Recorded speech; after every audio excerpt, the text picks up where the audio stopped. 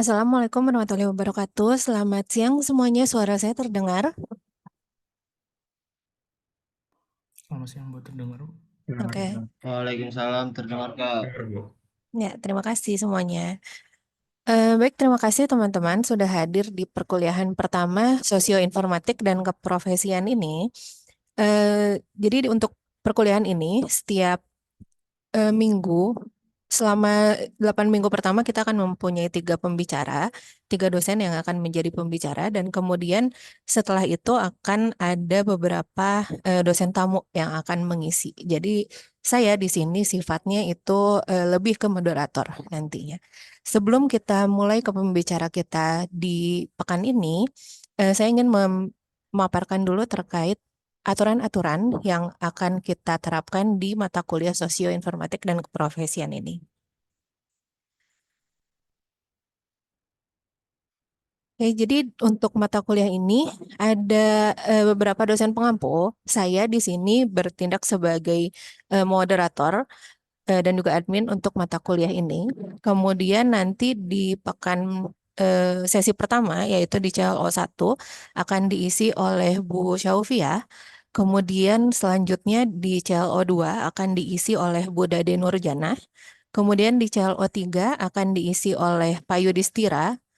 Dan selanjutnya nanti akan diisi oleh beberapa bintang tamu, guest lecturer, yang akan mengisi terkait keprofesian yang terkait informatika.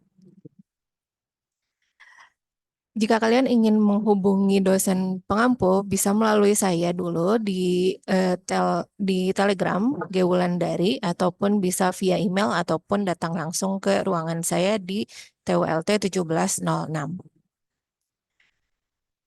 Mata kuliah ini masuk ke dalam 2 PLO, yaitu PLO 2 dan juga PLO 9. Di PLO 2 itu terkait sikap profesionalitas dalam bentuk kepatuhan pada etika profesi, kemampuan bekerja sama dalam tim multidisiplin, dan seterusnya. Sedangkan PLO 9 itu lebih ke kemampuan kalian dalam mengambil keputusan secara tepat dalam konteks penyelesaian masalah berdasarkan hasil analisis terhadap informasi atau data dan implikasi dari keputusan. Nah, PLO ini nantinya terbagi pada 4 CLO. Yang pertama itu akan terkait pada bagaimana kalian bisa menganalisis solusi-solusi teknologi bagi persoalan masyarakat yang dari perspektif sosial, intinya nanti dia berhubungan dengan sosio IF. Sedangkan kalau di CLO 2 dia berhubungan dengan big data. Bagaimana kalian bisa menggunakan teknologi untuk menganalisis fenomena sosial yang tergandung dalam big data. Di CLO 3 kita akan lebih membahas terkait privasi, keamanan, dan juga etika pengguna. Sedangkan di CLO 4 kita akan lebih condong ke sisi profesionalismenya, terutama di profesi pada bidang informatika. Jadi di sini kita akan memulai pertemuan di minggu ini nanti dengan CLO 2 terlebih dahulu, akan diisi oleh Bu Syaufia yang akan memaparkan materi terkait big data. Kemudian di pekan, maaf di sini saya belum ubah, di pekan 4 dan 5 akan diteruskan dengan materi terkait sosioinformatik, yaitu masuk ke CLO 1 oleh Bu Dade Nurjana. Dan kemudian di pekan 6, 7, dan 8 itu ada terkait security and privacy di CLO 3 dengan Pak Yudhistira Nugroho. Kemudian di pekan 10 sampai ke 15 ada bintang tamu yang mengisi keprofesian, sedangkan nanti ada 2 minggu itu dikhususkan untuk remedial. Jadi jika nilai kalian kurang baik untuk CLO-CLO tertentu, nanti kalian akan diperbolehkan untuk mengikuti remedial dengan catatan presensinya itu harus minimal 75%. Ini adalah bobot-bobot untuk mata kuliah ini. CLO 1, 2, dan 3 masing-masing akan berpengaruh 20% ke dalam nilai akhir mata kuliah ini, dan CLO 4 itu 40%.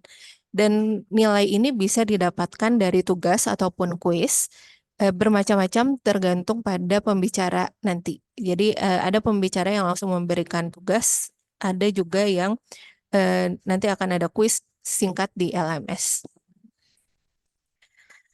Perkuliahan dilakukan via Zoom dan setiap hari Jumat 13.30 sampai 15.10 dan tugas atau kuis akan diberikan oleh pembicara ataupun dapat dilihat di LMS nantinya.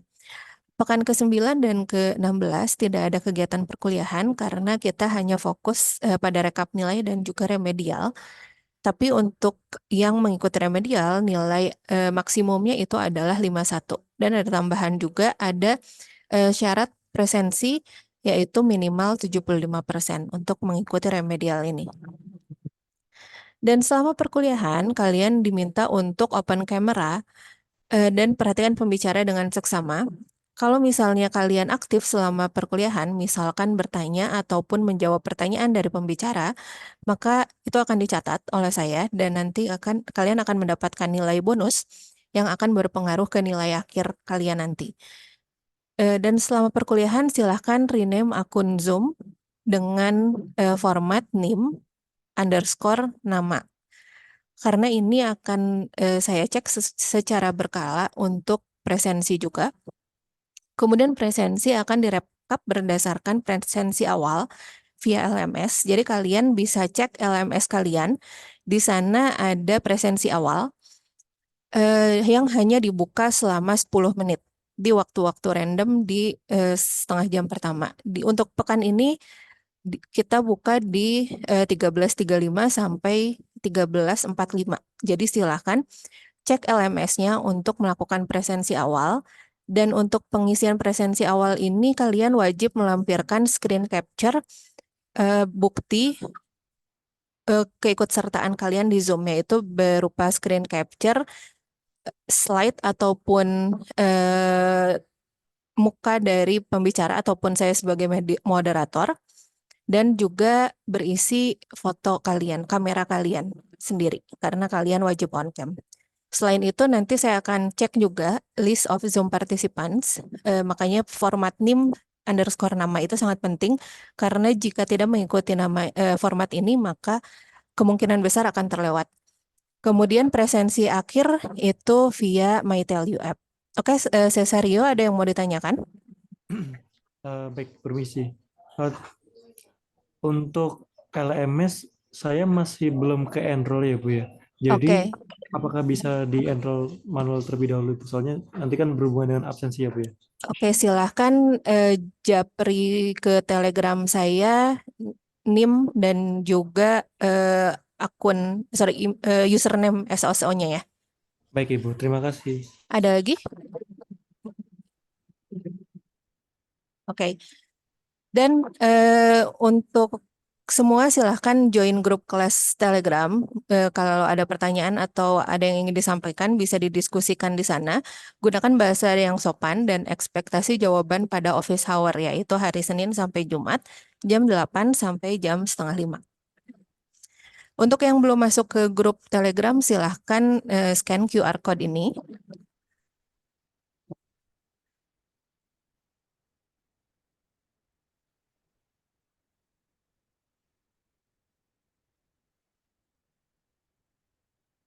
Baik, itu saja sebenarnya yang ingin saya sampaikan.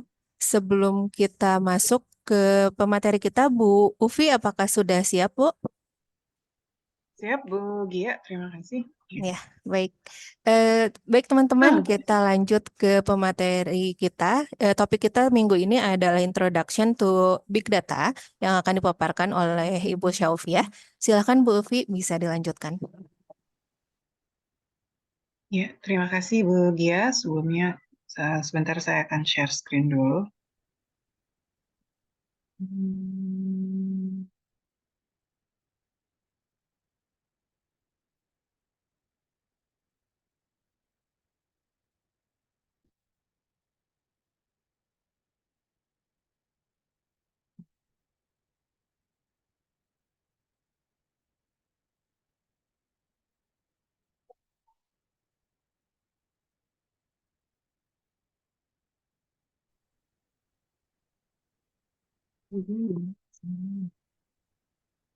Oh,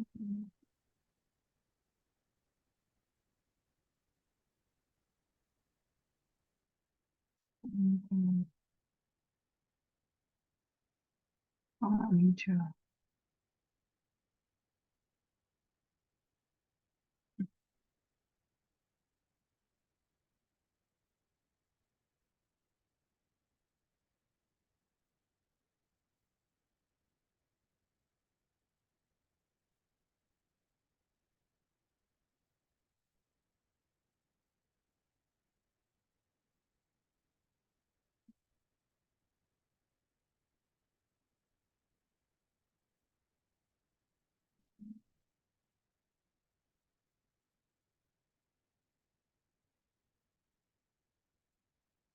Bentar, Bu Gia apa bisa bantu ini Bu?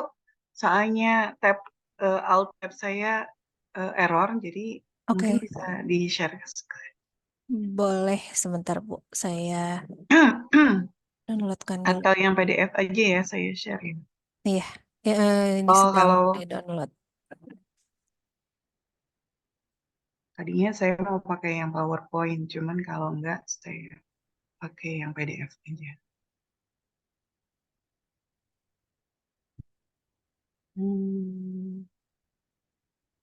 Sebentar ya, ini kan bisa teman dan saya mau boleh kelihatan bisa di Sudah bisa Bu. oh udah bisa ya. Ya, Ya, baik ya kalau begitu. Mohon maaf semuanya. Bismillahirrahmanirrahim. Assalamualaikum warahmatullahi wabarakatuh. Selamat siang semuanya. Insya Allah hari ini saya akan membawakan ya mengenai Introduction to Big Data ya dari 3 agenda pekan di mata kuliah Sosioinformatics ini, di mana yang minggu pertama ini adalah bagian Introduction to Big Data atau pengenalan terhadap Big Data. Ya, ada 3 materi yang akan saya bawakan insya Allah untuk 3 minggu ke depan, yaitu Introduction to Big Data, yang kedua adalah tentang Big Data Infrastructure, yang ketiga adalah Big Data Application. Yang pertama mengenai sorry, ini salah ya saya. Oh benar, ini saya lupa mengkoreksi tanggalnya ya. Jadi untuk materi mengenai big data ini, yang pertama mungkin saya berikan sedikit ya quotes ya, bahwa bagaimana kondisi kita pada saat ini ya dibandingkan dengan beberapa tahun sebelumnya, bahwa kita berada dalam fenomena big data di mana kita tidak bisa melepaskan gitu ya data itu dalam kehidupan sehari-hari kita. Kenapa? Karena dikatakan ya di TVD itu bahwa digital lifestyle is here to stay gitu ya, with you or without you. Secara sadar ataupun tidak gitu ya, kita sebenarnya sudah berada di era di mana kita akan menggunakan data dan akan juga menghasilkan data gitu ya. Dan kalau kita telusuri lagi gitu ya, bagaimana big data ini kita bisa rasakan gitu ya. Misalnya dengan adanya keberadaan smartphone kita gitu ya, kita akan menghasilkan data. Datanya berupa apa saja? Ya, misalkan data aktivitas kita ketika membuka handphone kita gitu ya, apakah itu di web di browsernya gitu ya, atau di apps-nya itu sendiri. Nah, sehingga memang sekarang kita berada di fase big data gitu ya, dan fenomena itu tidak bisa kita hindari. Ya. Jadi ada beberapa video gitu ya yang menggambarkan mengenai bagaimana besarnya data itu dihasilkan di dunia gitu ya. Kalau kita merujuk saja dari sejarah ditemukannya komputer gitu ya, kemudian bagaimana perkembangan pesatnya media penyimpanan gitu ya, dan bagaimana sekarang gitu ya internet itu mengenerate data semakin besar perharinya gitu ya. Kita akan bisa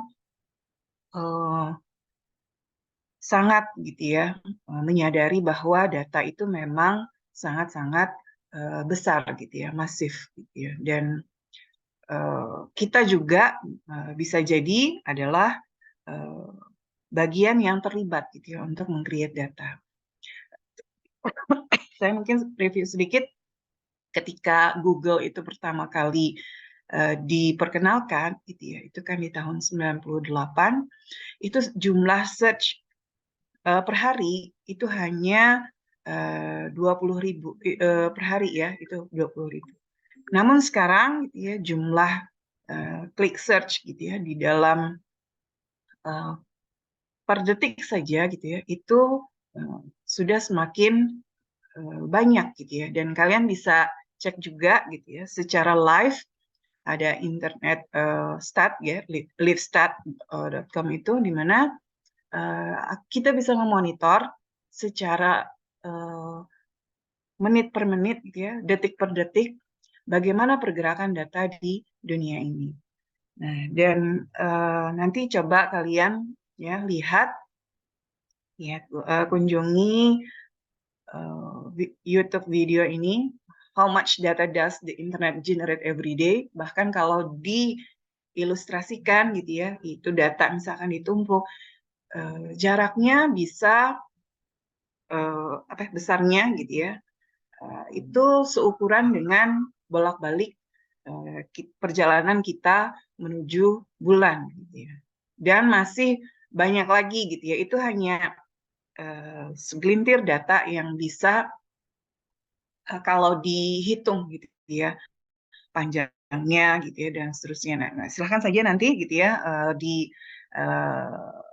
lihat ya pada link YouTube berikut ini dia di page 2 ini. Saya mungkin nggak akan play dulu ya, karena waktunya 6 menit ya. Mungkin nanti kalau ada waktu kita bisa lihat. Gitu ya. Nah, kemudian kalau kita lihat juga gitu ya, tadi saya sudah singgung juga ada livestat.com gitu ya. Kemudian setiap tahun itu juga ada wearesocial.com dan juga beberapa data digital report di seluruh dunia itu dilakukan gitu ya. Dan per tahun 2024 khususnya di Januari, saya cek yang Februari belum dirilis ya karena belum berakhir bulan Februari. Namun biasanya wearesocial.com ini akan mengacu ke data yang digital report itu dia per bulan. Ya. Dan kita bisa melihat bagaimana pergerakan, penggunaan, dan penghasilan data di dunia. Gitu. Coba kita lihat ini salah satunya adalah overview dari penggunaan internet di Januari tahun 2024 gitu ya. Ada sebanyak 5,35 miliar orang gitu ya, individu yang menggunakan internet. Dan itu setara dengan 66,2% populasi di seluruh dunia ini. Gitu ya. Berarti penetrasi internet ini sudah cukup besar gitu ya, sangat besar. Dan bayangkan 66,2% populasi ini berarti berpotensi besar untuk menghasilkan data. Gitu ya. Belum lagi ditambah dengan objek-objek lainnya gitu ya. Kemudian yang selanjutnya adalah ya, berapa gitu ya pertambahan dari waktu ya tahun sebelumnya gitu ya terhadap jumlah pengguna internet gitu ya. Itu ternyata bertambah dari dibandingkan dengan tahun 2023 itu sebanyak 1,8% atau bertambah pengguna internet itu sebanyak 97 juta orang gitu ya. Nah, kemudian juga ada beberapa ini lagi gitu ya. Ada beberapa poin lagi di overview penggunaan internet ini adalah dibagi yang laki-lakinya berapa persen, yang perempuannya berapa persen, ya. Kemudian yang lebih banyak menggunakan itu dari sekian populasi itu adalah yang laki-laki, gitu ya. Dan kemudian waktu yang dihabiskan rata-rata, gitu ya, setiap hari, gitu ya, itu adalah 6 jam 40 menit. Gitu ya. Nah, kita juga bisa introspeksi juga ke diri kita masing-masing berapa jam gitu ya kita mengakses internet. Berarti dihitung per detik gitu ya, kita bisa menghasilkan secara individu saja kita bisa menghasilkan berapa data gitu ya. Nah, kemudian ini gambaran ya bagaimana penggunaan data digital sehingga kita bisa memang mengakui bahwa data itu benar-benar masif gitu ya, benar-benar besar. Nah, kemudian ini ada perspektif ini ya internetnya. Kalau individual using the internetnya dari ITU datanya adalah 5,45 miliar, sedangkan menurut World Bank itu ada 5,1. Ya. Sedangkan penggunaan internet menurut CIA World Factbook itu 5,3 billion. Kemudian kalau menurut Internet World Stats itu 5,39. Whatever it is gitu ya, dari manapun itu datanya, tapi jelas gitu ya, ini semuanya menunjukkan bahwa data itu memang sangat-sangat besar gitu ya dari pengguna internet sendiri dan penggunaan data itu sendiri. Nah, coba kita bandingkan. Di sini ada dua ya timeline. Kebetulan di tahun 2022 saya juga membawakan materi ini gitu ya. Yang saya capture di 2024 gitu ya. Bagaimana pengguna internet itu bertambah gitu ya di setiap tahunnya gitu ya. Tadi sudah dikatakan juga di tahun dibandingkan 2023 saja sudah ada peningkatan, apalagi dibandingkan dengan 2 tahun sebelumnya gitu ya. Jadi ada penambahan sekitar 1, sekian miliar bukan miliar juta gitu ya user ya, yang ada di internet ini. Dan kemudian masih sama dari report digital itu per 2024 di Januari adopsi internet ya terhadap populasi keseluruhan itu ada persentasenya ya. Kita bisa lihat kita kalau Southeast Asia gitu ya itu 71,5%. Jadi sudah cukup banyak juga gitu ya, cukup besar angkanya bahwa kebanyakan memang orang-orang sudah terhubung gitu ya, terkoneksi dengan internet. Nah, ini ada beberapa lagi gitu ya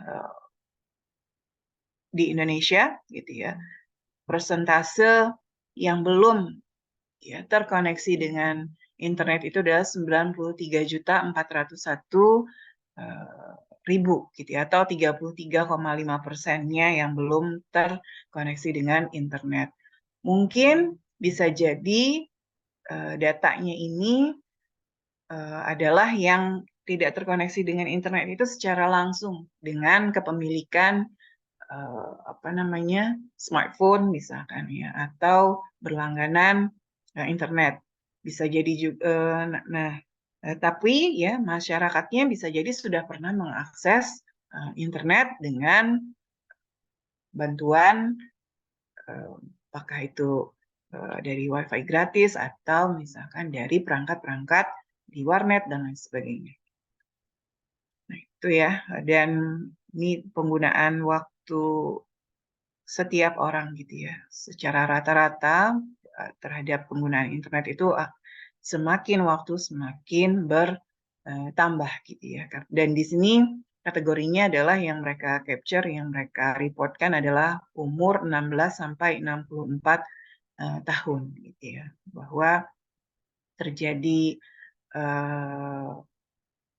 peningkatan gitu ya dibandingkan dengan tahun sebelumnya di 2022 dan 2021. Kemudian bagaimana kalau di Indonesia gitu ya. Nah, ini saya capture-kan karena kebetulan tahun lalu itu di bulan di bulan Maret ya, saya memberikan kuliahnya. Jadi yang bisa saya capture adalah sampai dengan Februari 2022. Nah, itu di Indonesia waktu itu ada 277,7 populasi. Kemudian yang memiliki mobile phone itu sebanyak 370,1 juta gitu ya. Nah, berarti ada banyak orang Indonesia yang memiliki lebih dari satu perangkat mobile. Dan kemudian jumlah pengguna internetnya adalah 204,7 juta dan diantaranya adalah 191,4 itu merupakan pengguna sosial media secara aktif. Itu di tahun 2022. Nah, kita berbicara data lagi di 2024. Ya. Ternyata ya ini di Januari terdapat pertambahan populasi ya dibandingkan dengan sebelumnya. Nah, kalau dibandingkan dengan 2023 pertumbuhannya itu adalah 0,8% gitu atau bertambah 2,3 miliar 2,3 juta. Sedangkan kalau dibandingkan dengan sebelumnya jumlahnya adalah 1,1 bukan 1,1 ya, 1,1 juta gitu ya pertambahannya. Dan kemudian pengguna seluler phone-nya gitu ya, itu juga bertambah ya, namun dibandingkan prosentasenya secara populasi itu menurun dibandingkan dengan 2022. Dan pengguna sosial media yang teridentifikasi itu adalah 139 juta. Ya. Sepertinya di report di 2024 ini mereka menyempurnakan metode untuk mengukur gitu ya dan mengidentifikasi pengguna sosial medianya gitu ya. Jadi mereka mereduksi ya, kalau ada akun-akun yang dimiliki oleh orang yang sama gitu ya. Jadi duplikasinya itu dikurangi sehingga tercatat ternyata gitu ya ada 139 juta ya, dibandingkan dengan 2022.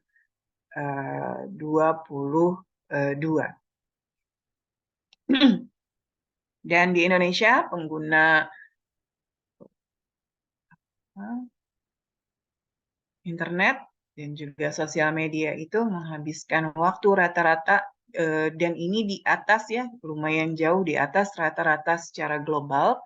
Itu kalau global tadi 6 jam 40 menit, sedangkan di Indonesia gitu ya, orang menggunakan internet itu rata-ratanya adalah 7 jam 38 menit gitu. Itu untuk penggunaan internet. Sedangkan untuk broadcast dan streaming itu 2 jam 41 menit karena memang orang ada perubahan pola perilaku di Indonesia ya. Orang mulai meninggalkan TV, lebih menyukai tayangan-tayangan yang ada di platform kayak misalkan di YouTube, di TikTok dan lain sebagainya.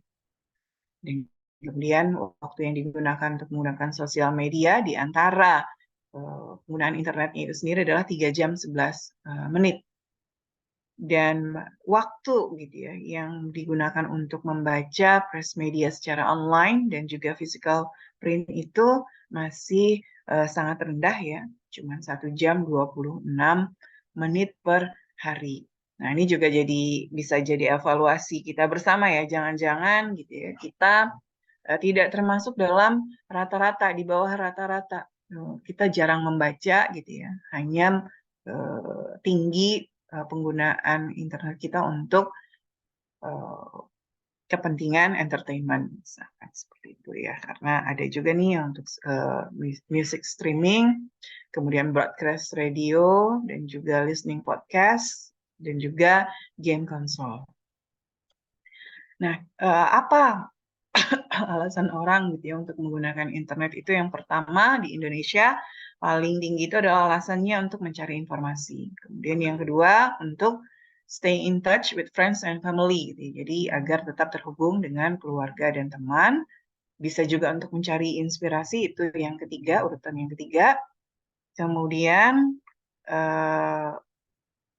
filling up spare time and general browsing ya. Jadi untuk mengisi waktu luang itu 62,9%.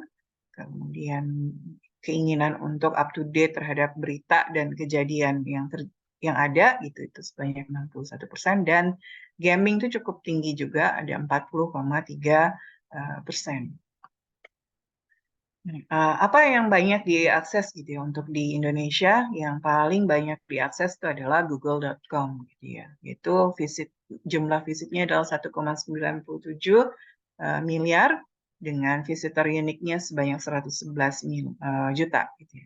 Yang kedua YouTube, yang ketiga Facebook, yang keempat Instagram, ini 20 ya. Ini kayaknya nih familiar semua gitu ya. 1, 2, 3, ini 10 oke gitu ya, 11 iya. Nah, yang 11, 12, 13 gitu ya, 14 itu saya iseng gitu ya. Tadi mengecek gitu ya. Apa sih isinya xnxx.com ini, kenapa kok cukup banyak gitu ya diakses oleh orang Indonesia. Ternyata di antaranya katanya itu untuk streaming video dan seterusnya. Tapi unfortunately ya ada banyak yang mengakses itu untuk kepentingan entertainment yang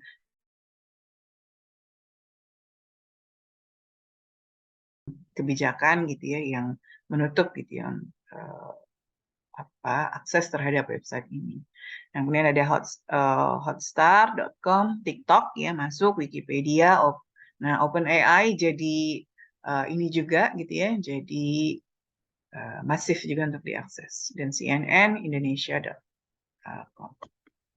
Nah, itu yang pertama gitu ya, penggunaan internet. Kita berarti membaca, mengklik gitu ya, aktivitas kita di internet itu kan akan menghasilkan data gitu. Maka wajarlah gitu ya data ini menjadi sangat-sangat besar. Ditambah lagi juga ya, selain itu adalah tadi digital lifestyle, orang mulai banyak juga memanfaatkan rumah pintar gitu ya, atau smart home. Walaupun belum terlalu banyak juga gitu ya di Indonesia, tapi sudah ada gitu ya, sudah ada pangsa pasarnya sendiri untuk smart home di Indonesia, sehingga ya penggunaan ini pun akan tentunya menghasilkan data, akses data dan menghasilkan data. Nah, dari mana saja sumber datanya gitu ya? Tadi ada macam-macam ya, data selain di internet dan lain sebagainya. Kita juga menghasilkan data dari mobile sensor, kemudian dari sosial media, dari CCTV gitu ya, dari video rendering, dari smart grid, dari geophysical exploration, dan juga medical imaging, dan juga gene sequencing. Nah, nanti di minggu ketiga kita coba ini ya, lebih ekspor lagi contoh aplikasi-aplikasinya, bagaimana gitu ya penghasilan data dan pemanfaatan data itu agar bermanfaat baik itu untuk individu maupun nanti bagi perusahaan gitu ya, untuk mendapatkan keuntungan gitu ya yang bisa di monetize gitu ya, dimonetisasi. Nah, selain tadi ya saya sudah paparkan beberapa report ya digital di mana kita memang dihadapkan pada kondisi berada di digital lifestyle, ada big data background dan juga analitik ya yang kita bisa simpulkan gitu ya, bahwa data itu dihasilkan karena apa? Karena kemudahan akses ke berbagai teknologi yang ada. Yang kedua adalah semakin murahnya biaya kita untuk mengakses information technology gitu ya, sehingga itu menjadi lifestyle. Apa-apa sekarang kita aksesnya memanfaatkan teknologi. Dan juga data itu ada karena ya tadi hampir semua aktivitas manusia itu akan meninggalkan jejak gitu ya.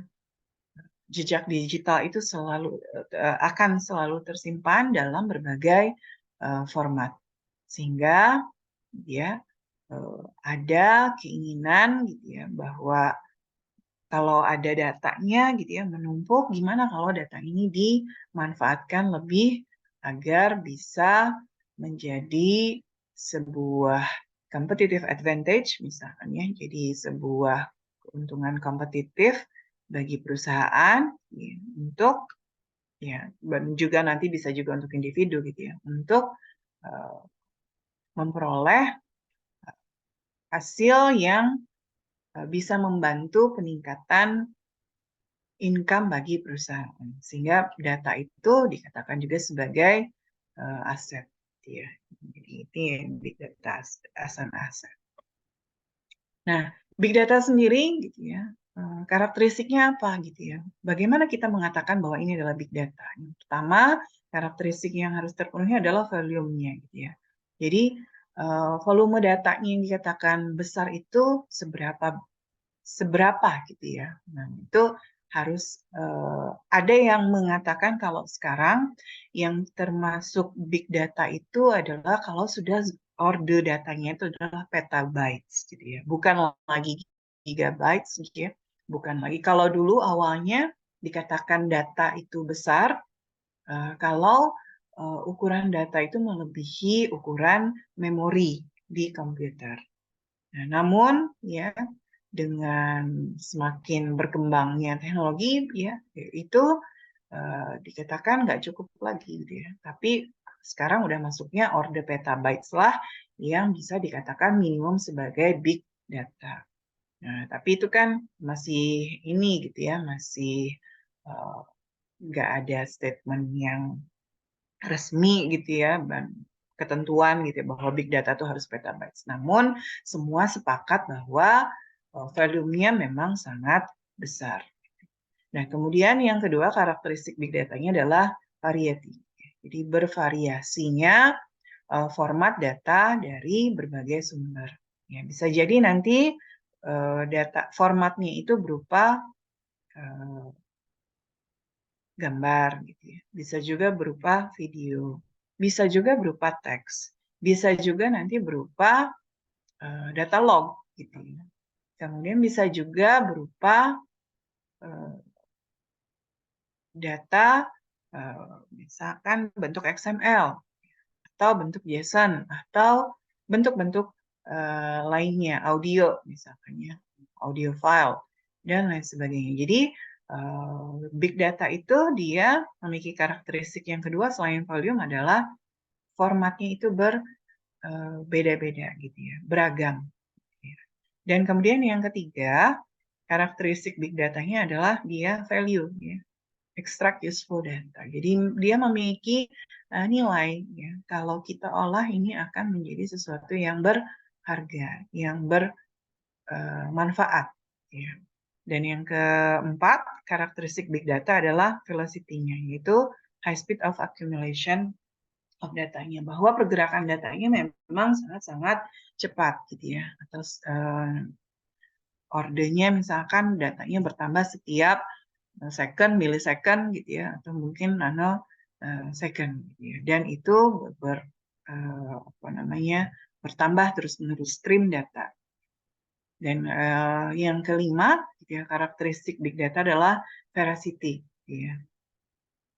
Veracity ini itu berkaitan dengan inconsistency dan inkonsistensi dan juga uncertainty di dalam data. Ya. Jadi memang data itu memiliki karakteristik bisa jadi nanti dia nilainya tidak pasti gitu ya dalam satu waktu dibandingkan dengan waktu yang lainnya. Nah, itu karakteristik big data ada 5 ya: volume, variety, value, velocity, dan veracity. Nah, kalau kita konversi yang pertama tadi ya, bahwa ada karakteristik data itu bervolume, big data itu dia memiliki karakteristik volumenya besar. Nah, kita coba sedikit review gitu ya tentang data storage dan unit chart gitu ya. Jadi kan kalau kita sudah pasti tahu lah tentang bit. Bit itu disingkatnya kan B gitu ya. Kapasitasnya 1 atau 0 gitu ya. Kemudian ada bytes, itu ada merupakan ukuran 8 bit. Kemudian ada kilobytes, megabytes, gigabytes gitu ya. Itu 1024 megabytes. Kemudian ada terabyte, petabytes, atau 1024 gigabytes, kemudian ada exabyte, zettabyte, ada yottabytes. Nah, ini data storage ya, unit chart-nya yang mengatakan, tadi saya sampaikan ya, dia mengatakan bahwa dia bisa dikatakan sebagai big data kalau volume-nya minimum adalah petabytes ya ordernya. Oke ya, jadi kalau sekarang secara pribadi saja kita kan punya media penyimpanan kayak misalkan di laptopnya itu kan ordernya udah tera gitu ya, giga dan tera lah gitu ya. Nah, tapi kalau di flashback gitu ya, beberapa puluh tahun yang lalu di tahun 2000 satu PC ya, personal computer, CPU-nya, hard disk-nya 1 giga itu cukup ya. Bisa untuk install Windows dan juga Linux sekaligus gitu. Jadi di partisi 2 waktu itu gitu ya, waktu tahun 2000-an, 2000 awal. Nah, tapi kan kalau sekarang teknologinya semakin berkembang dan semakin murah sehingga dimungkinkan gitu ya dalam satu laptop gitu ya atau PC itu sudah memiliki storage yang besar.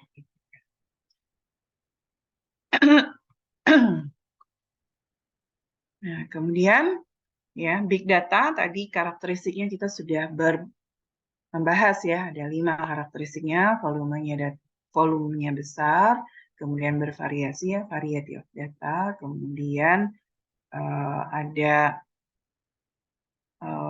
value-nya, kemudian velocity datanya, dan juga veracity-nya. Nah, sekarang tipe datanya apa yang ada, yang bisa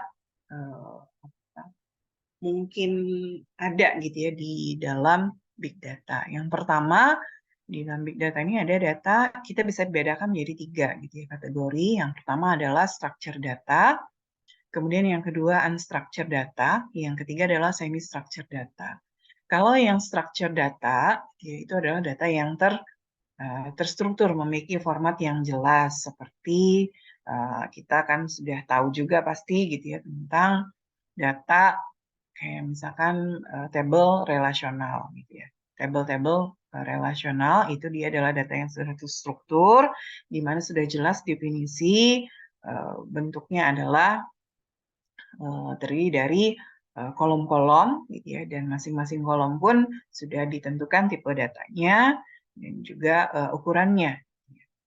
Nah, kemudian contoh lainnya lagi adalah data warehouse, kemudian data transaction juga gitu ya, itu adalah data yang terstruktur, data transaksi kayak misalkan data belanjaan gitu ya, itu kan juga adalah data transaksi, atau financial record, dan sudah strukturnya semuanya bisa ditentukan gitu ya, itu adalah masuknya ke kategori yang pertama, structured data, data yang memiliki format yang jelas. Kemudian yang kedua adalah unstructured data. Ya, kalau unstructured data ini contohnya adalah data teks ya atau dokumen dan data multimedia. Nah, Gimana ciri-cirinya gitu ya, yaitu nggak punya format yang pasti gitu ya, kayak data teks gitu kan, untuk teks berita saja gitu ya, dalam satu situs berita dengan situs berita yang lain bisa jadi nanti akan berbeda format menyajikan beritanya gitu ya. Kalau kita katakan bahwa terstruktur kok kalau berita ada judul, ada penulis gitu ya, kemudian ada beritanya. Betul ya, memang ada seperti itu, tapi ukurannya kan tidak bisa dipastikan ya antara satu teks dengan teks yang lain, antara satu dokumen dengan dokumen yang lain gitu ya. Makanya kita kategorikan dia sebagai data yang tidak terstruktur. Nah, kemudian multimedia files juga sama kan gitu ya. Apakah itu audio atau video ya. Formatnya bisa jadi nanti akan berbeda-beda, ukurannya juga akan berbeda-beda. Nah, kategori yang ketiga, tipe data di big data itu adalah semi-structured data. Contoh adalah data yang ada di log servernya web gitu ya. Jadi kan setiap aktivitas yang ada di sebuah web gitu ya, ada user berkunjung gitu ya, kemudian dia klik-klik gitu ya. Nah, dia melakukan perpindahan dari satu halaman ke halaman yang lain, kemudian download gitu ya, kemudian aktivitas apapun gitu ya yang selama berada di sebuah web page gitu ya, dia akan dituliskan gitu ya ke dalam sebuah log gitu ya. Jadi historinya itu semua tersimpan aktivitasnya. Nah, itu dia disebutnya sebagai semi-structured data. Kenapa? Karena ada field-fieldnya juga yang ini ya. Jadi yang pertama IP-nya nanti kan ada IP address-nya mana, kemudian sama alam halaman gitu ya dari web page-nya, kemudian timestamp-nya gitu ya, waktunya apa saja dan berawal dari waktunya kapan dan berakhirnya aktivitas tersebut kapan itu ada gitu ya itu di web server log, sehingga memang nanti semuanya sama gitu ya, ada gitu ya struktur yang sama. Nah, kemudian yang ketiga, sehingga disebutnya sebagai semi structure. Dan kemudian ada lagi juga data yang streaming dari sensor gitu. Itu juga data yang semi structure. Nah, bagaimana jumlah data yang ada di seluruh dunia ini gitu ya? Paling banyaknya yang mana? Nah, ternyata 80% tipe data di dunia ini ya, di big data era ini yang paling banyak adalah 80%-nya itu data yang unstructured gitu ya, yang tidak terstruktur. Nah, sehingga nanti ada kebutuhan untuk bagaimana bisa mengolah gitu ya, data ini menjadi lebih bermanfaat gitu ya, dengan waktu yang cepat. Nah, di sini ada gitu ya satu ilustrasi ya bagaimana kita melihat gitu ya bahwa big data ini dia hadir bukan hanya sebagai masalah gitu ya, bahwa data menumpuk, data flood gitu ya, jadi data itu melimpah gitu ya, tapi lack of knowledge gitu. Namun big data ini juga menjadi sebuah opportunity dan juga bisa menjadi solusi untuk berbagai permasalahan. Nah, kalau kita lihat gitu ya, big data, kalau ini ya, ini ada kompleksitas data ya berdasarkan dua karakteristik big data, yaitu variety dan velocity, dan juga ukurannya ya. Itu kalau misalkan kita mengenal kan yang namanya information system gitu ya, atau bahasa Indonesianya sistem informasi manajemen SIM gitu ya. Itu kan gunanya di-develop waktu itu untuk memudahkan pengelolaan data gitu ya, dan juga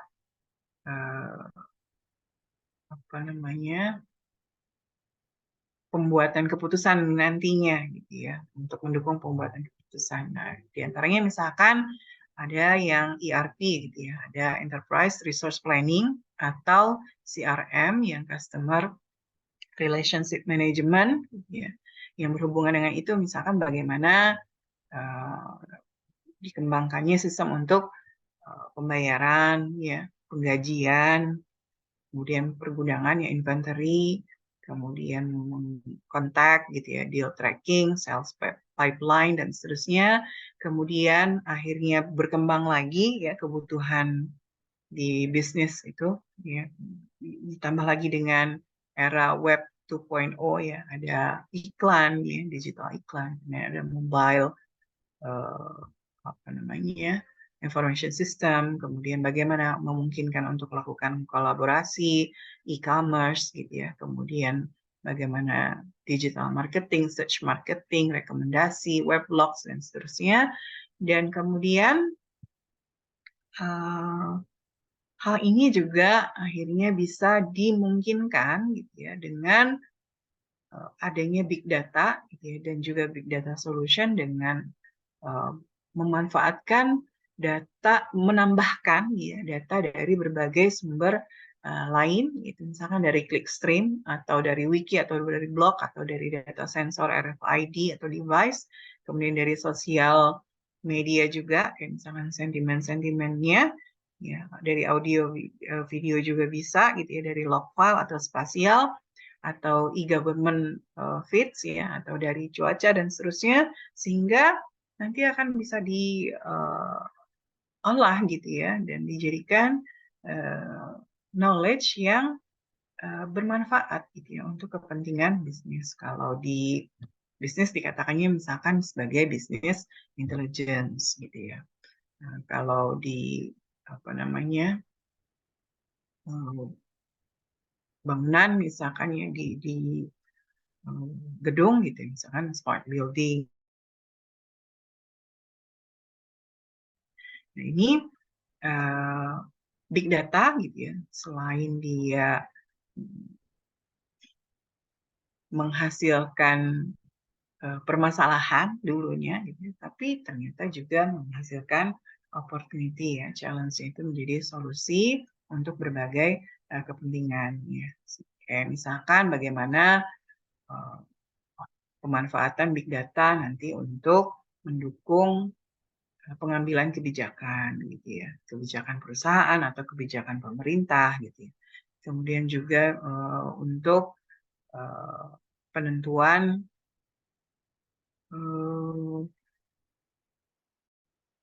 strategi marketing misalkan, atau strategi kampanye misalkan, itu juga sama.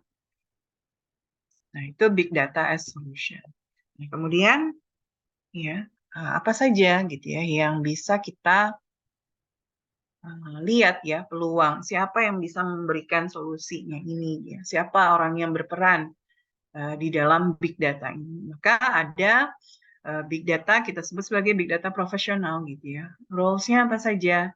Ya, yang pertama bisa jadi nanti adalah seorang deep analytical talent gitu ya. Siapa dia gitu ya? Orang yang sangat paham teknis mengolah big data dan memiliki kemampuan analisis yang kuat untuk memproses big data itu sendiri.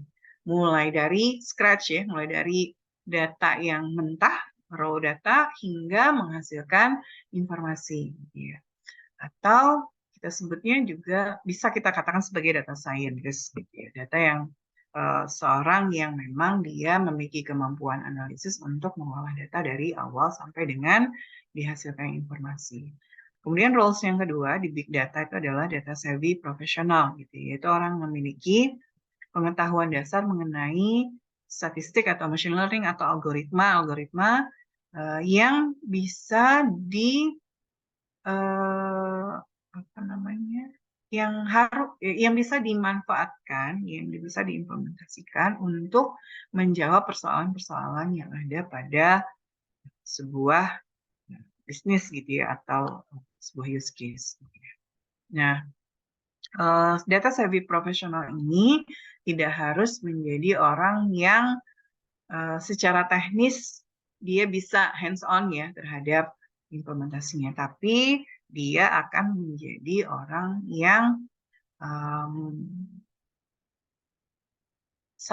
sebagai kayak subject material expert gitu ya. Jadi orang yang memang memiliki pengetahuan mengenai statistik atau machine learning algoritmnya gitu ya. Tapi implementasinya nanti dia akan limpahkan gitu ya kepada roles yang lain gitu ya. Jadi dia menerjemahkan keinginan dari permasalahan menjadi solusi machine learning-nya, kemudian implementasinya akan diberikan kepada yang lain. Ini data savvy profesional. Kemudian yang ketiga adalah teknologi dan juga data enablers atau big data engineer, yang mana dia bertanggung jawab untuk menyediakan infrastruktur yang mendukung gitu ya analisis big data-nya ataupun untuk menyimpan data dengan baik. Misalkan nanti sebagai seorang salah satunya di antaranya misalkan big data engineer adalah misalkan Hadoop engineer gitu ya, Hadoop professional engineer. Nah, nanti dia yang akan menyediakan gitu ya,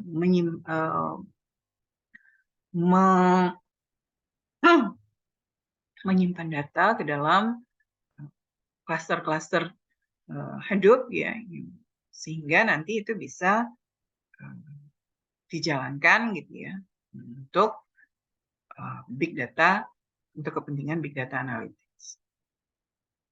Nah, kemudian ya kita perlu mengetahui juga di big data ini apa saja gitu ya hal-hal yang terkait gitu ya. Kita harus mengenal tadi karakteristiknya, kemudian kita harus mengenal juga ya tipe datanya di big data itu apa, order datanya bagaimana, sumbernya dari mana saja gitu ya, bentuk datanya contohnya apa, roles-nya apa. Maka selanjutnya kita juga perlu ya, karena kita sebagai seorang kalian mahasiswa ya, bidang informatika perlu juga mengetahui apa saja gitu ya di big data profesional skill yang harus kalian kuasai. Ya. Nah, di antaranya ya ada yang berhubungan dengan soft skill, ada yang hard skill. Gitu ya. Nah, tergantung juga nanti kan kalian ingin mengambil roles yang mana. Ya, apakah tadi yang deep analytical talent atau savvy atau big data engineer. Nah, namun di antara big data professional skill yang dibutuhkan adalah antara lain ada data visualization. Bagaimana kita bisa memvisualisasikan data? Itu memerlukan keterampilan yang tidak mudah. Bahwa menyajikan data gitu ya menjadi sesuatu yang mudah untuk difahami oleh orang itu akan memerlukan skill yang memerlukan skill yang baik gitu ya. Jadi tidak bisa data itu hanya disajikan misalkan dalam bentuk tabular gitu, nggak cocok gitu ya. Misalkan data cuaca hanya bentuknya tabular, itu mungkin akan menghabiskan beratus-ratus halaman ya kalau misalkan data cuaca itu hanya disajikan dalam bentuk tabel gitu ya. Ya, tapi ketika misalkan 5.000, 10.000, 20.000 data dijadikan dalam satu gambar ya, itu akan memudahkan misalkan nanti untuk interpreter cuaca gitu ya. Kita bisa memahami juga bahkan yang untuk awam gitu ya, bisa memahami bahwa ternyata ketika ada 20.000 ada data dari tahun 2000 atau tahun 80-an sampai dengan 2024 gitu ya disajikan dalam satu gambar, kita bisa melihat bagaimana perubahan cuaca gitu ya, perubahan iklim di Indonesia gitu ya. Jadi melalui visualisasi warna yang berbeda gitu ya. Oh, ternyata terjadi memang benar-benar peningkatan suhu ya global di khususnya misalkan di Indonesia gitu ya. Karena ternyata bisa ditampilkan dengan sangat baik gitu ya. Itu skill yang pertama ya, data visualization. Kemudian yang kedua adalah presentation skill. Ya, tentu saja kita harus bisa mempresentasikan gitu ya, ide, pemikiran dan sebagainya kepada audiens ya. Kalau nanti kalian punya klien sebagai seorang big data profesional gitu ya, kan harus bisa mempresentasikan solusi yang kalian tawarkan gitu ya kepada klien. Kemudian yang ketiga, SQL juga penting ya, SQL structure query language, dan juga sebenarnya ditambah lagi yang not only relational SQL, ya, SQL and no SQL. Ya, jadi SQL harus hatam gitu ya, karena memang kita akan berkaitan erat dengan data, mau nggak mau pengelolaan data itu kan kalau relasional kita akan pakai SQL, kalau yang not relational, not only relational ya atau relational itu kita bisa menggunakan software-software lainnya gitu ya. Misalkan apakah nanti pakai MongoDB ataukah pakai nanti Cassandra atau misalkan Neo4j atau yang lainnya. Nah, kalau SQL misalkan pakai SQL Server atau Oracle atau MySQL atau misalkan Postgre gitu ya, dan lain-lain. Nah, kemudian skill yang lainnya adalah critical thinking. Yang keempat, critical thinking ya. Kenapa perlu critical thinking? Karena kan kita akan dihadapkan pada permasalahan yang mungkin berbeda-beda dan kebutuhan yang berbeda-beda dari setiap klien atau pekerjaan nanti gitu ya. Jadi klien, misalnya dapat satu klien, tentunya permasalahannya berbeda dibandingkan dengan klien yang lain, dan fokusnya mungkin yang diinginkan solusinya juga akan berbeda, sehingga nanti kita perlu juga kemampuan critical thinking ini untuk memilih gitu ya nanti algoritma yang tepat, kemudian langkah-langkah yang tepat, gitu ya, tools yang tepat, dan lain sebagainya. Kemudian kita juga perlu ya, memiliki skill business knowledge. Ya. Kita harus bisa memahami bisnis ya, proses yang ada yang dimiliki oleh klien misalnya. Kenapa? Karena kalau kita tidak mengerti proses bisnisnya, gitu ya, kita akan sulit untuk menemukan solusi yang tepat bagi bisnis tersebut. Ya, jadi mau nggak mau business knowledge itu perlu untuk ini juga gitu ya dipelajari. Kemudian programming, ini sebenarnya nggak harus terpatok pada R atau Python, tapi memang kebanyakannya sekarang gitu ya menggunakannya R atau Python. Kemudian machine learning ini juga bisa gitu ya, harus kita kuasai, minimal kita tahu prinsip-prinsip prinsip kerja dasarnya gitu ya untuk awalannya. Tentunya kan ini kita untuk membuilding profile kita agar jadi orang yang profesional di big data ini kan kita ada step by stepnya gitu ya. Nah, jadi langkah awal ya, tentunya kita bisa pelajari gitu ya, satu persatu gitu ya. Jadi kita punya dari sekarang bisa membuat roadmap how to be a big data professional talent. Kemudian yang selanjutnya adalah big data framework, itu juga perlu gitu ya untuk menguasai gitu ya apa saja ya framework yang ada berkaitan dengan big data. Nah, selanjutnya gitu ya, gimana nih gitu ya untuk big data ini kebutuhan di dunia akan pekerja dan juga talent profesional bidang big data ini apakah ada atau tidak gitu ya.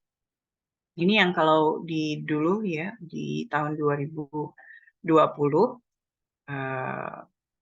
IBM itu mengatakan ya there will be a huge demand for analytical skill to work on big data project ya. Jadi growing-nya tuh 28% waktu itu di 2020 gitu ya. Nah, sedangkan kalau menurut McKinsey itu ada sekitar waktu di 2018 ya, diperlukan 190.000 big data profesional. Nah, sekarang 2024, apakah masih relevan ya atau tidak nih gitu ya? Apakah masih perlu big data profesional demand gitu ya? Tentu saja gitu ya. Kalau di Eropa tahun 2020 dikatakan memerlukan 346.000 data scientist. Nah, kalau di 2024 gimana? Ya, tentu saja ya tetap diperlukan, nanti bisa di ini juga ya. Big data profesional ini sangat diperlukan, walaupun misalkan ada isu gitu ya mengenai OpenAI gitu ya, dan juga teknologi AI lainnya yang digadang-gadang bisa mereplace beberapa profesi gitu ya. Namun yang namanya data scientist itu saat ini gitu ya, dan juga in the future tentunya masih tetap memerlukan manusia gitu ya untuk melakukan analisis big data. Nah, ini ada lagi nih, nanti silahkan buka di LinkedIn ini ya artikelnya mengenai trends dan prediksi untuk data recruitment gitu ya, big data recruitment di 2024 ya. LinkedIn ini kan, jadi kalau kalian mau mempromosikan diri kalian ya, salah satu media yang profesional ya, untuk kalian endorse ya, membangun juga profil ya, personal branding kalian di bidang ya, big data atau yang lainnya ya, informatika lah gitu ya. Maka buatlah akun di LinkedIn gitu ya, kemudian ikuti apa-apa saja yang ada, biasanya banyak tuh tips-tips gitu ya, kemudian diantaranya dan juga banyak rekomendasi pekerjaan gitu ya, dan orang juga banyak ya recruiter itu mencari talent-talent di LinkedIn tersebut gitu ya. Jadi tergantung nanti kita building kita juga sambil bukan cuman membuat mempercantik secara ini ya, secara CV yang dibuat-buat tapi enggak sesuai realita gitu ya. Tapi kita dari sekarang harus mencoba kalian nanti untuk building profile kalian itu dengan banyak misalkan terlibat di project-project gitu ya. Projectnya itu boleh project dari tugas-tugas akhir kayak gitu ya, atau tugas besar gitu, tapi kalian bikin jadi lebih profesional gitu ya, lebih serius gitu ya. Kemudian bisa diikutkan ke berbagai kompetisi, misalkan ke PKM Timnas gitu ya, atau kompetisi-kompetisi lainnya, sehingga kalian akan dihitung tuh pengalaman kalian terlibat dalam big data project-nya gitu. Karena kan biasanya kalau mau direkrut itu kan orang akan lihat juga bagaimana latar belakang dan juga pengalaman. Sehingga nanti kita juga bisa perhatikan ya, ada 3 big data trends yang kita bisa persiapkan nih dari sekarang. Kita merencanakan career path kita itu bagaimana. Jadi kita juga harus bisa mengantisipasi tren ke depan itu bagaimana sih gitu ya. Kalau sekarang saya harus bagaimana mempersiapkan tren-tren yang ada. 3 tren ya, big data trend yang kita harus ketahui diantaranya adalah top benefit that drive the use of data analytic ya.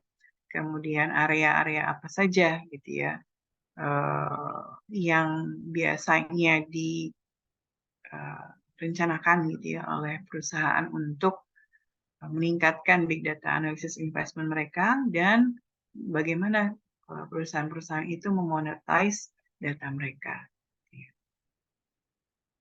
Nah, itu, dan kemudian Yang namanya perkembangan teknologi itu selalu dihadapkan dengan tantangan-tantangan juga gitu ya. Dan big data pun mengalami challenge ya. Yang pertama ya adalah poor data quality gitu ya. Jadi datanya nggak berkualitas. Berarti harus ada effort nanti yang besar untuk poor data quality ini contohnya apa? Datanya banyak yang tidak lengkap misalnya atau banyak error atau banyak data duplikat. Nah, maka agar kita mendapatkan hasil analisis yang baik, tentunya data yang tidak berkualitas ini harus kita perbaiki. Di antaranya, misalkan nanti dengan cleansing data, gitu ya. Kemudian preprocessing data dan lain sebagainya. Kemudian yang kedua adalah isu ya atau permasalahan dalam hal scaling ya. Jadi bagaimana skalabilitas ya, dari sistemnya misalkan ya. Skalabilitas itu kan kita bisa mengukur nanti bagaimana performa seandainya data ini terus ditambah, bagaimana performanya, apakah menurun gitu ya, ataukah misalkan nanti dia tetap gitu ya stabil atau bagaimana. Nah ini big data challenge tentunya kan harapannya kalau misalkan kita implementasikan algoritma dan seterusnya data ditambah harusnya tidak mengurangi performa gitu. Idealnya seperti itu. Nah, itu challenge-nya. Kemudian yang ketiga adalah incorrect integration, juga sama.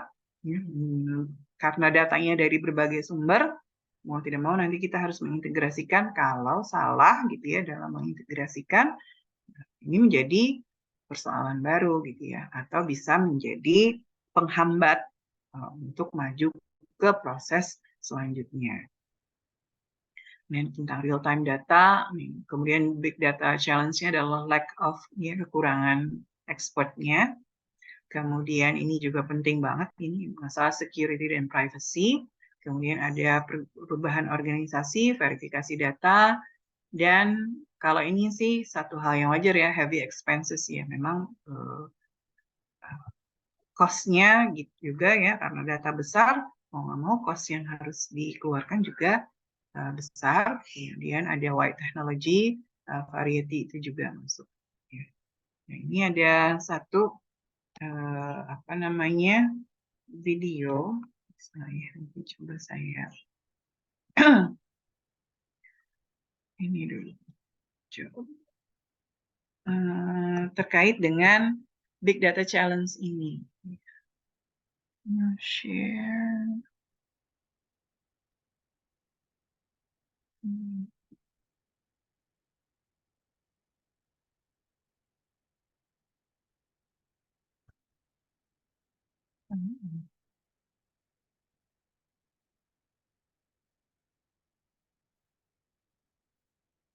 Sebenarnya.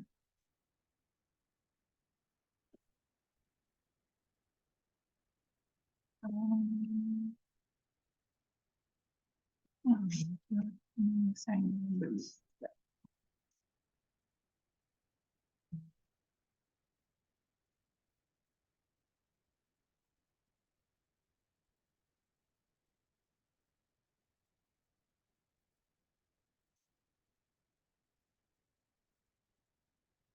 Spin.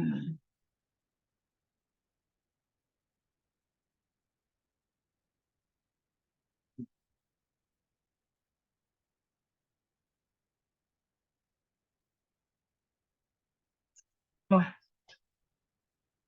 kelihatan nggak ya? Udah belum? Belum Bu, masih di Oh, slide. belum. Oh, ini. Oke, share. Skip. Nah,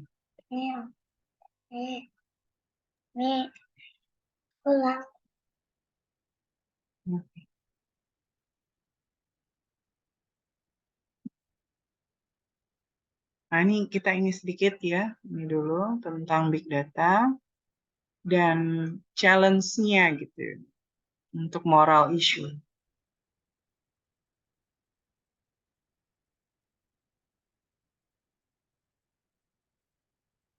Eh,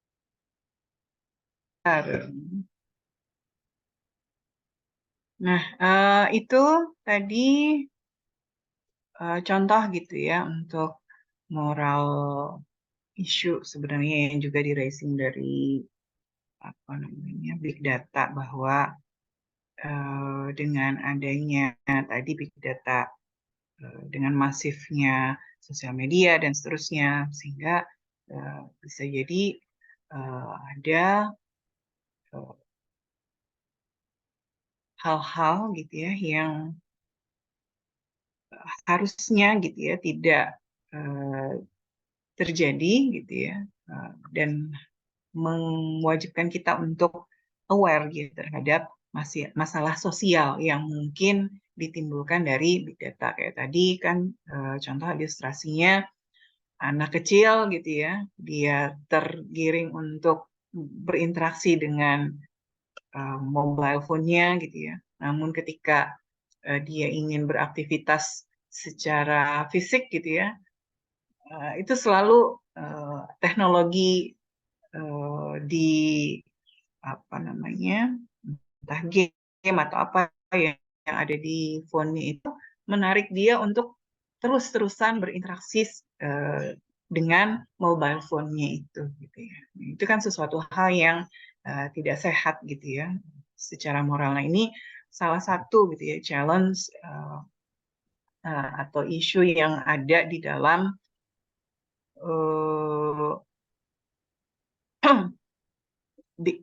penerapan big data. Nah, kemudian selanjutnya gitu ya, apa namanya, moral itu tadi ada kaitan erat dengan big data, itu tentu saja berkaitan dengan etika gitu ya, data ethics gitu ya. Bagaimana di dalam big data itu apalagi ya nanti menjelang, ini sudah menjelang 2024, nanti 6 Maret ada ketentuan yang harus diikuti gitu ya untuk para pemain big data di dunia ya, bahwa harus mengikuti guidelines dan moral principle ya yang diterapkan gitu ya untuk melindungi ya, proses pengumpulan ya, collection, use, dan dissemination dari data. Nah, kemudian data ethics ini gitu ya memang harus kita pastikan gitu ya ketika kita sebagai seorang big data profesional gitu ya. Ketika kita mengumpulkan data, menganalisis data, maka prinsip-prinsip ini harus prinsip-prinsip etika data ini harus kita pegang gitu. Dan di antara ethical consideration di big data itu, yang pertama adalah privacy concern, yang kedua adalah bias dan fairness gitu ya. Nanti di video ini kalian bisa lihat ya, contoh kasusnya adalah tentang privacy data gitu ya, privacy data seorang anak gitu ya. Seorang anak itu kan sebenarnya dia akan memiliki hak untuk dilindungi datanya dari orang tuanya sendiri. Jadi sebisa mungkin harusnya orang tua itu tidak menyebarkan gitu ya data anaknya sendiri itu ke sosial media. Karena apa? Karena bisa jadi akan berimbas pada masa depan si anak itu tadi. Nanti ada bisa dilihat ya di video ini, ada beberapa poin gitu ya, apa namanya, dari video. Kayak misalkan seorang anak gitu ya, informasi mengenai anak itu foto, video, dan sebagainya, itu misalkan rutin disebarkan oleh orang tuanya sendiri, even itu orang tuanya sendiri, tapi ternyata apa-apa yang di-upload itu akan menghasilkan ya digital footprint gitu ya. Jadi memang jejak digitalnya itu yang itu akan mengikuti seterusnya gitu ya sampai di masa yang akan datang gitu ya. sehingga bisa memicu misalkan nanti adanya bullying atau pemanfaatan data yang tidak baik gitu ya, apakah nanti dimanfaatkan untuk apa namanya suaranya gitu ya, dimanfaatkan untuk nanti validasi secara online gitu ya, melalui voice gitu ya, atau misalkan penyalahgunaan foto untuk kepentingan-kepentingan nudity dan lain sebagainya. Informasi mengenai bagaimana big data ini gitu ya, etikanya itu harus kita sadari gitu ya, dari sekarang, sehingga kita bisa memproteksi dan memperlakukan data itu dengan etika yang benar. Kemudian ada video lagi, misalkan ya potensial etik di big data, kemudian bagaimana mengoleksi etika kita mengkoleksi data, kemudian bagaimana kita building trust gitu ya di era digital data ini, gitu ya. Dan juga bagaimana ethical insight ya big data and privacy tentang risk dan juga ethical boundary-nya. Nah, itu tadi terkait dengan proteksi gitu ya data gitu ya, di dunia ini Digital Markets Act gitu DMA itu nanti dia akan memaksa gitu ya perusahaan besar seperti kayak Amazon gitu ya itu untuk dibatasi gitu ya mereka akses mereka terhadap social network, search engine, video sharing dan lain sebagainya. Walaupun misalkan datanya itu adalah data customer sendiri yang memang mengakses platform mereka gitu ya, namun penggunaannya harus tetap harus dibatasi gitu ya menurut kebijakan DMA ini, sehingga perusahaan-perusahaan yang besar ini bisa bersaing secara sehat gitu ya dengan perusahaan-perusahaan lainnya. Nah, kemudian proteksinya nanti bisa dilihat ya untuk ethical data, karena big data ini tadi dia memicu gitu ya permasalahan sosial, permasalahan etika penggunaan data gitu ya. Nah, maka ada gitu ya, nanti kalian bisa akses di user centric ini tentang protection law gitu ya di seluruh dunia, dan juga salah satunya kalau yang di Indonesia itu sudah ada juga ya, Indonesian Data Protection Overview, bisa baca di dataguidance.com ini. Nah, jadi solusinya apa gitu ya agar big data itu nanti etik, kita manfaatkan dengan sesuai etika yang ada, yaitu harus ada governance framework-nya yang jelas. Kemudian ketika kita mendevelop misalkan nanti AI gitu ya, itu harus dengan etika. Kemudian adanya kolaborasi dan transparansi gitu ya, untuk kolaborasi dari siapa ya, dari semua pihak, dari pemerintah, dari akademisi, dari pelaku bisnis dan sebagainya, agar data-data ini gitu ya dimanfaatkan dengan baik gitu ya, dengan etika yang baik, tidak sampai melanggar ya, privacy dari pemilik data yang ada. Nah, itu mungkin yang bisa saya sampaikan. Silahkan kalau ada pertanyaan untuk dijawab, bisa saya jawab ya. Silahkan disampaikan. Terima kasih Bu Ovi. Silahkan teman-teman jika ada pertanyaan bisa dituliskan di kolom chat ataupun raise hand.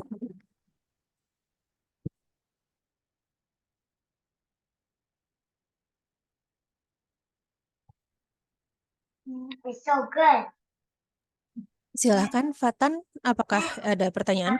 Ini Bertanya terkait value yang ada di karakteristik pada big data. Nah, untuk menentukan bahwa apakah data tersebut memiliki value, apakah ada indikatornya atau tidak, Bu? Oke, itu satu ya. Kemudian yang lain?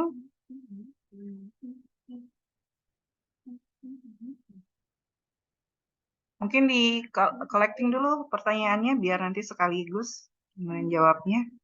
Ada lagi yang lain? Juventius, silakan.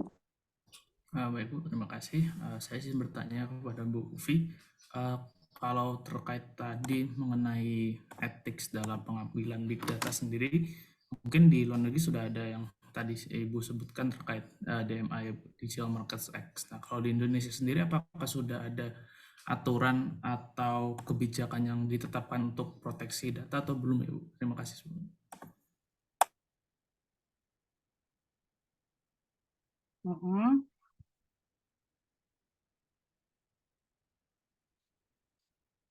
Oke, ya. Jadi itu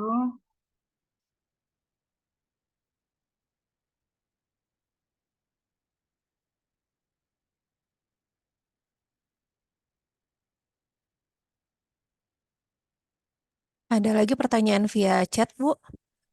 oke. Alangkah yang sebaiknya diambil seorang lulusan baru. Oh, oke. Baik ya. Yang pertama dulu tadi 3 dulu ya Bu ya, Bu. Iya, Bu. Ya, oke. Bagaimana yang pertama, bagaimana kita mengetahui bahwa data dari big data itu merupakan mempunyai value ya. Oke. Nah, jadi yang pertama gitu ya, bagaimana cara kita mengetahuinya?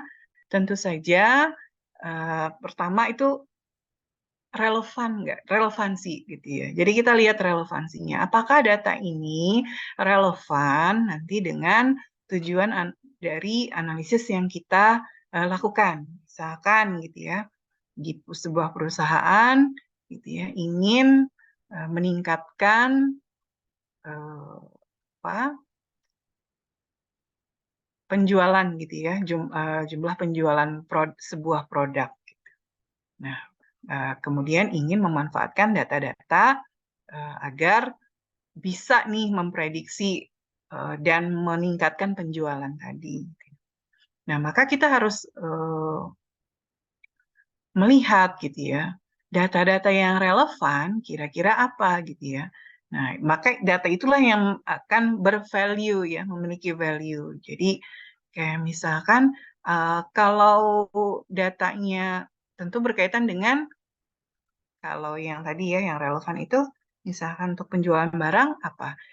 Misal yang pertama adalah customer-nya gitu ya, mungkin lokasinya akan berpengaruh gitu ya. Lokasinya ada di mana? Gitu.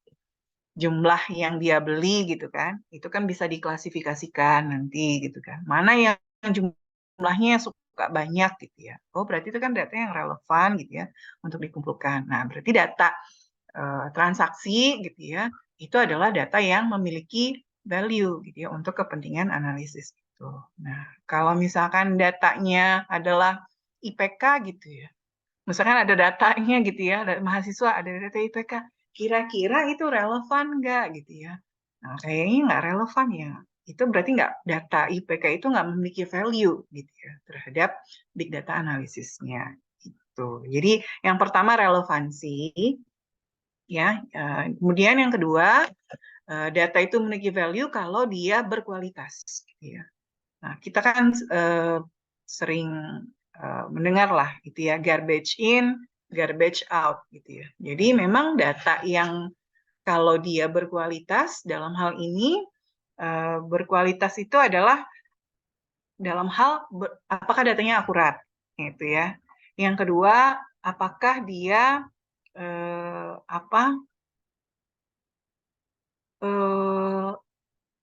ketepatan waktunya gitu ya. Maksudnya dia waktunya itu apakah relevan saat ini atau tidak. Itu juga harus kita pertimbangkan. Kalau misalkan kita ingin memprediksi nilai saham gitu ya, 6 bulan ke depan, data, tapi kita memiliki datanya itu adalah data yang 20 tahun sebelumnya, kira-kira ini datanya berkualitas atau tidak. Nah, tentu tidak berkualitas ya dalam sisi ketepatan waktu. Kayaknya nggak cocok deh memprediksi saham 6 bulan ke depan dengan data yang ada pada 20 tahun sebelumnya. Minimum kan harusnya berapa bulan gitu atau 1-2 tahun gitu ya yang kita miliki. Itu kualitas. Kemudian selain itu ya ada nggak keberlanjutan ya dari data yang kita miliki. Gitu ya. Jadi kalau misalkan data ini ternyata dia bisa kita dapatkan ya dalam jangka panjang gitu ya, dan juga bermanfaat gitu ya untuk jangka yang panjang, maka data ini pasti akan memiliki value.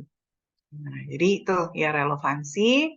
Kemudian yang kedua adalah kualitas, dan yang ketiga adalah kita lihat ya keberlanjutan dari datanya. Kalau misalkan dia memiliki karakteristik itu, gitu ya, maka data ini bisa jadi memiliki value yang tinggi untuk proses big data analitik.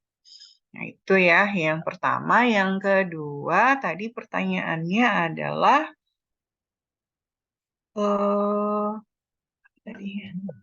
mana catatan saya? Apa tadi Bu Gia? Mungkin bisa ini saya lupa Bu.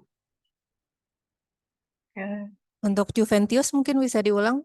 Oh iya, sorry. Oh, ya, baik. Tadi soalnya agak kecil juga suaranya, saya agak ini.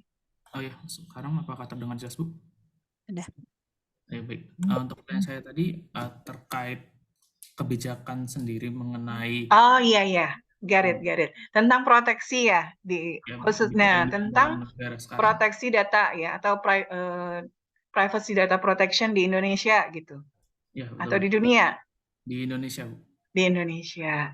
Nah, jadi yang tadi di slide halaman berapa itu tadi ada ya. Jadi silahkan nanti Juventius baca gitu ya di sana. Jadi memang sudah mulai diatur gitu ya untuk proteksi itu. Selain yang pertama, memang nggak khusus kan itu kita punya undang-undang ITE gitu ya. Nah, tapi kemudian ada lagi juga yang di slide, bentar saya ini kan ya. Nah, yang di sini, ethical, yang di dataguidance.com ini, silahkan yang notes Indonesia Data Protection Overview. Silahkan dibaca di sana ya, Juventius ya. Nah, itu jadi memang sudah mulai ada concern ke arah sana ya, untuk memproteksi data. Walaupun pada prakteknya masih banyak pelanggaran-pelanggaran yang terjadi ya kalau di Indonesia. Nah, kemudian yang selanjutnya, tantangan apa yang dihadapi dalam kok beda ininya yang tadi? Handroki Bu yang awal tadi. Handroki, langkah yang diambil oleh seorang lulusan baru untuk mempersiapkan diri dan memasuki big data terutama di Indonesia. Saran saya, langkahnya jangan menunggu kalian lulus ya untuk memasuki big data di Indonesia. Saran saya dari sekarang kalian memulai gitu ya. Roadmap-nya seperti apa gitu ya. Nah, kalau misalkan nih tentukan dulu, yang pertama tentukan dulu kalian mau jadi apa? Mau jadi misalkan data scientist gitu ya.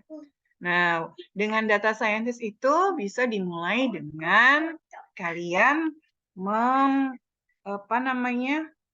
mengikuti roadmap belajar data science-nya itu sendiri gitu ya. Nah, sebentar, saya ada gambaran. Kemarin saya nggak masukin di ini ya, karena itu memang khusus untuk data science. Sebentar, saya ini dulu. Scientist roadmap. How to become a data scientist. Nah, itulah yang pertama ya, misalkan gitu ya. Kita harus tahu dulu what every data scientist should know gitu ya. Misalkan minimum tekniknya dulu deh gitu ya. Bagaimana mengkoleksi data, mengkolek data gitu ya. Kan kita perlu data nih untuk big data analitik ya. Maka kita harus menguasai bagaimana cara kita mengumpulkan data. Nah, misalkan dengan pakai tools-tools yang ada, misalkan Scrappy atau apa namanya beautiful soap atau Selenium atau request gitu ya. Itu yang pertama ya. Misalkan yang kedua, kita menguasai tadi yang skill tadi juga ya, misalkan visualization. Kita menguasai library yang ada di Python, misalkan nanti ada Seaborn atau misalkan Matplotlib ya atau Pandas gitu ya atau Plotly gitu. Nah, kemudian kita juga mempelajari setelah itu tentang bagaimana data analysis dan juga machine learning. Ya, misalkan dengan mempelajari dan menguasai library di Python-nya, misalkan ya yang scikit-learn library di Python atau TensorFlow gitu ya, atau nanti SciPy gitu ya, kemudian NumPy gitu ya. Itu kalian ini kan, dan lanjut setelah itu kalian juga menguasai web framework misalnya, karena nanti solusi big datanya bisa jadi nanti kalian develop di apa namanya lingkungan web gitu ya. Nah, misalkan web frameworknya kalian kuasai Django kah atau Flask kah atau Fast API kah gitu ya, atau yang lain-lainnya. Gitu. Nah, itu mungkin ya yang lain. Jadi saran saya jangan menunggu kalian lulus dulu ya. Dari sekarang kalian sudah mempersiapkan diri untuk itu. Ya, untuk apa namanya? Menjadi seorang data scientist ya. Tadi building profile kalian, bikin project-project gitu ya. Kalau misalkan yang tugas-tugas besar itu juga bisa kalian lebih seriusi lagi. Mohon maaf jika bertanya masalah privacy. Nah, privacy dan keamanan data bisa ditangani di dalam big data. Caranya satu, kalau secara tadi ya governance ya, secara kebijakan yaitu dengan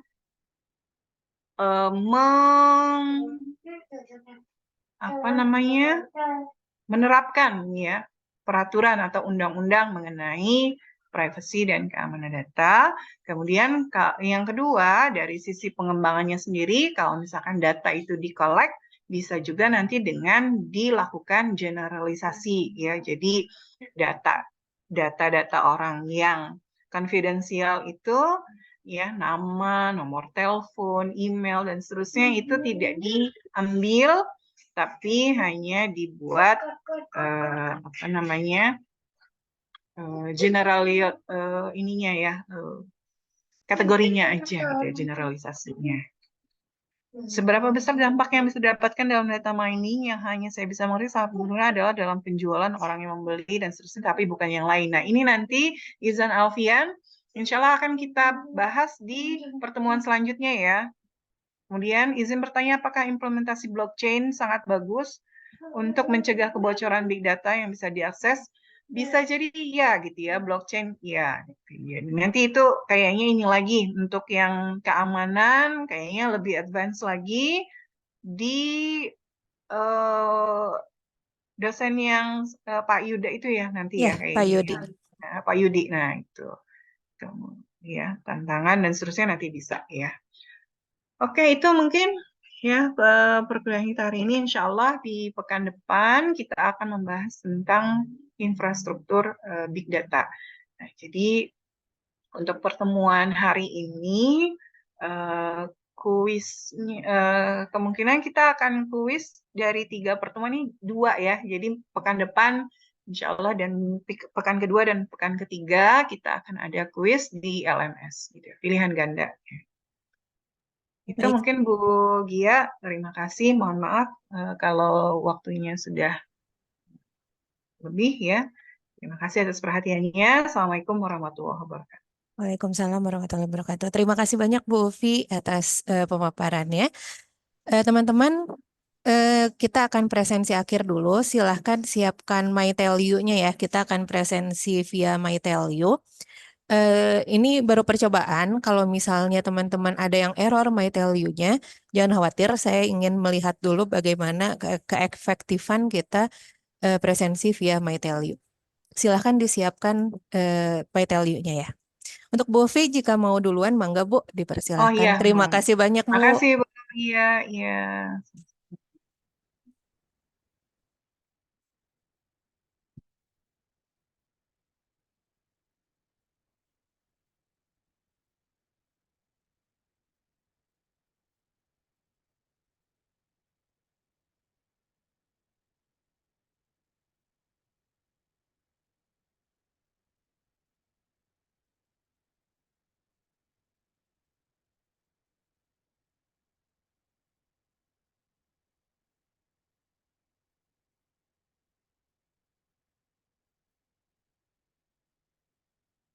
Silakan teman-teman untuk di scan QR code-nya. Jika ada yang error, nggak usah khawatir. Nanti saya cek dulu hasil akhir QR-nya seperti apa.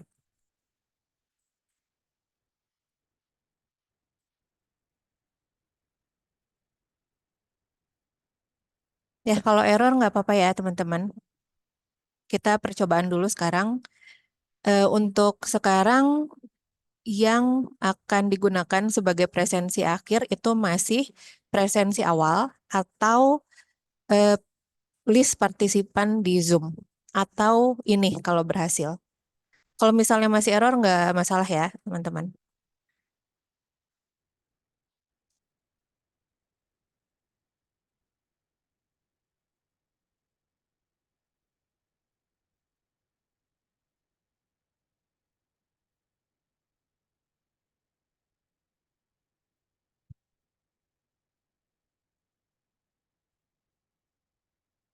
Oke, saya pengen lihat apakah ada yang berhasil.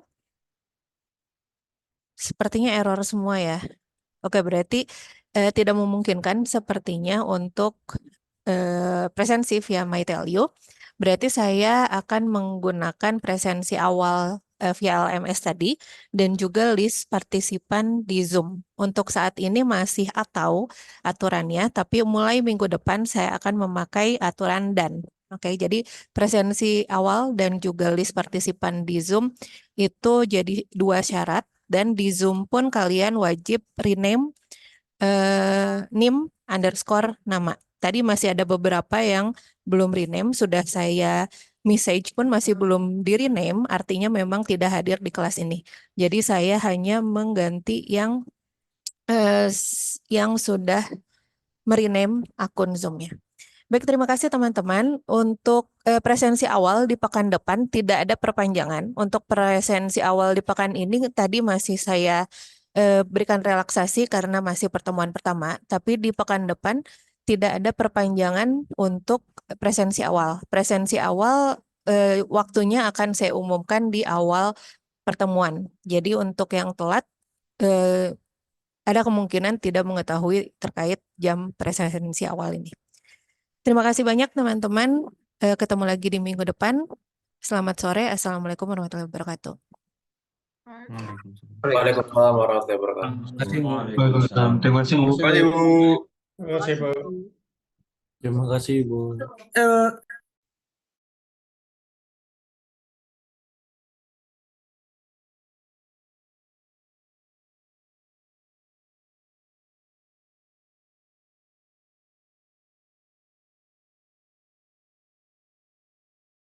Terima kasih, Bu.